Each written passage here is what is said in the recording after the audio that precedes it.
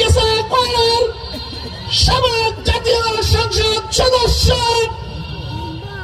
জননেতা অধ্যক্ষ শেখ মোহাম্মদ রুহুল কুদ্দুস এবং বক্তব্য রাখছেন জননেতা অধ্যক্ষ শেখ মোহাম্মদ রুহুল কুদ্দুস।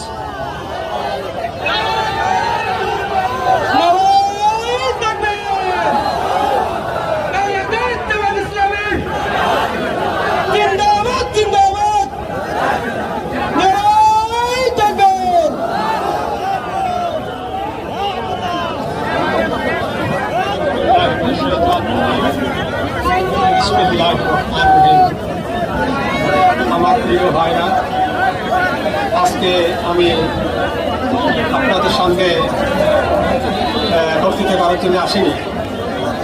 আমি তো সারাদিন